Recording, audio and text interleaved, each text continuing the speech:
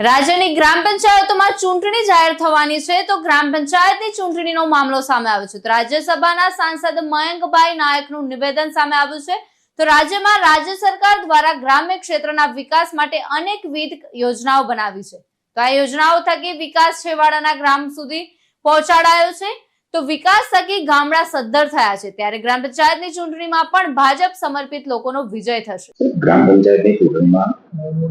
જાહેર થઈ ગઈ રાજ્ય ચૂંટણી પંચ દ્વારા આજે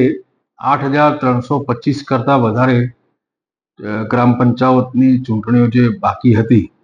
એ આવનારા 25 જૂને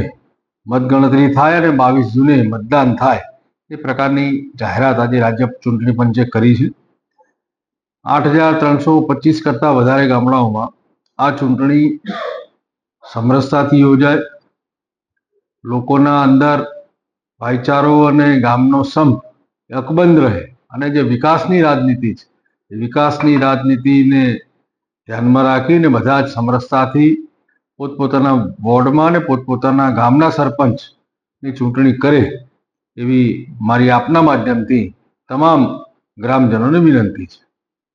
ઘણા સમય બાદ આવતી ગ્રામ પંચાયતની ચૂંટણીમાં જાહેર થઈ છે એમાં ભાજપના હોદ્દેદારો ટિકિટ લેવા કેટલા અંશે ભાજપ પંચાયતમાં કઈ રીતે જીત મેળવશે? ભારતીય જનતા પાર્ટી ગ્રામ પંચાયતની ચૂંટણી સિમ્બોલ ઉપર નથી લડતી, પરંતુ ભારતીય જનતા પાર્ટીની વિચારધારાવાળા કાર્યકર્તાઓ